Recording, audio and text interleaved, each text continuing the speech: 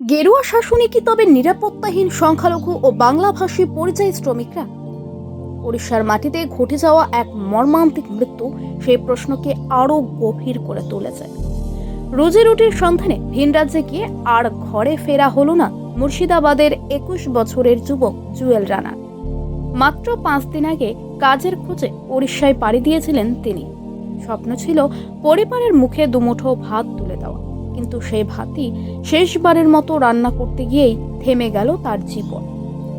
অভিযোগ, উড়িষ্যার সম্বলপুরে কাজের জায়গায় ভাত রান্না করার সময় আচমকায় জুয়েল রানার ওপর চড়াও হয় কয়েকজন দুষ্কৃতী। মুসলিম ও বাংলাভাষী হওয়ার সন্দেহে এবং জয় শ্রীরাম না বলার অভিযোগে মাথায় ভারী বস্তু দিয়ে আঘাত করা হয় তাকে। রক্তাক্ত অবস্থায় সহকর্মীদের চোখের সামনেই লুটিয়ে পড়েন জুয়েল। গুরুতর আহত অবস্থায় হাসপাতালে নিয়ে যাওয়া হলে চিকিৎসকেরা তাকে মৃত বলে ঘোষণা করেন। মাত্র 5 দিনের কাজ, আর তার মধ্যেই এমন নৃশংস পরিণতি। জুয়েল রানার বাড়িতে তখন শুধুই কান্না আর হাহাকার। যে ছেলে নিজের রাজ্যে কাজ না পেয়ে ভিন রাজ্যে গিয়েছিল, তার ফিরল নিথর দেহ। মা বাবার প্রশ্ন, নিজের রাজ্যেই যদি কাজ থাকতো তাহলে আমার ছেলে কি ভিন রাজ্যে গিয়ে প্রাণ হারাতে হতো? এই মৃত্যুর সঙ্গে জুড়ে উঠছে আরো বড় প্রশ্ন। রাজ্য কেন্দ্র সরকার, নেতা মন্ত্রী যদি সত্যিই জনসাধারণের সরকার হতো, তবে কর্মসংস্থান, কলকারখানা ও শিল্প গড়ে তুলত।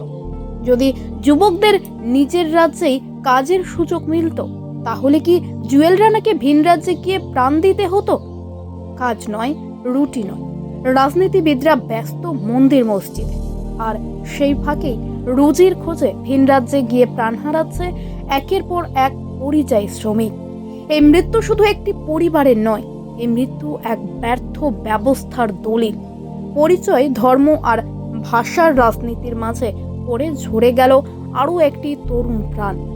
ঘটনার তদন্ত শুরু করেছে পুলিশ, কয়েকজনকে গ্রেপ্তার করা হয়েছে, কিন্তু প্রশ্ন থেকেই যাচ্ছে, আর কত জুয়েল রানার মৃত্যু হলে বদলাবে এই পরিস্থিতি? আর কত পরিবার ভিন রাজ্যের মাটিতে হারাবে তাদের প্রিয়জনকে? উত্তরের অপেক্ষায় সারে জাহাঁ সে আচ্ছা হিন্দুস্তান হামার। Bureau report, 24 TV Bangla. কালকে রাত্রে আমার ছেলেকে মেরেছে। আমার ছেলে ভাত রান্না করছিল, বন্ডারা হিসাবে মাথাতে মেরে দিলে আমার ছেলে সাথে সাথে অজ্ঞান হয়ে বমি করে দিয়েছে। আমার ছেলেকে হাসপাতাল নিয়ে যেতে যেতে আমার ছেলে শেষ। কবে কাজে গেছিল আপনার? 20 তারিখ গেছে। কোথায়? কি কাজে?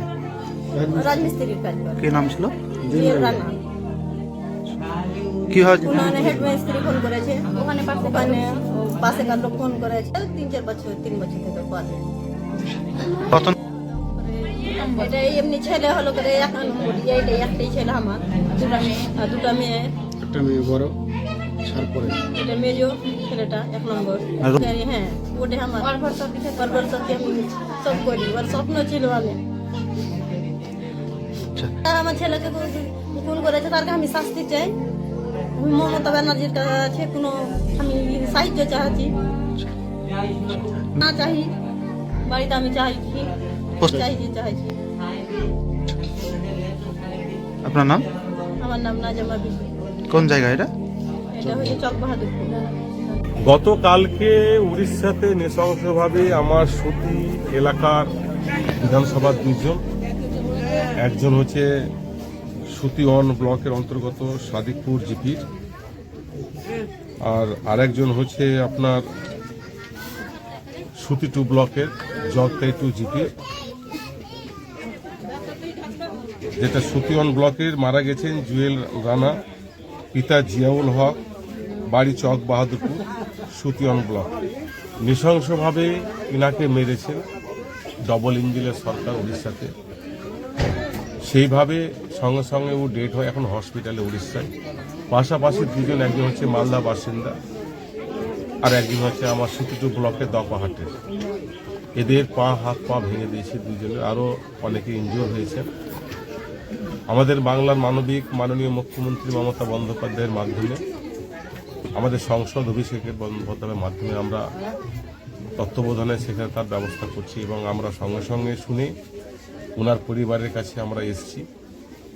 সেখানে বিডিও সাহেবও ছিলেন, সুতির আইসিও এসেছিলেন, আমাদের সব ব্লকের সভাপতি মাসুদ রানা থেকে শুরু করে সিরাজুল ইসলাম, লতিফুর রহমান অনেকে এখানে আছে এবং এখানকার গ্রামবাসী অনেকে আছেন। 6 জন অলরেডি অ্যারেস্টও হয়েছে সেখানে। তার ব্যবস্থা আমরা যথাযথভাবে সেখানে দেখছি এবং ফ্যামিলির পাশে দাঁড়িয়ে আমরা যত রকম কাজ করা আমরা সেইভাবে কাজগুলো করে আসছি এবং বডি পোস্টমর্টম হওয়ার পর সেখানে বডি আজকে রাত্রি হোক কিংবা কালকে সকাল হোক সমস্তটাই আমরা আনার ব্যবস্থা করছি।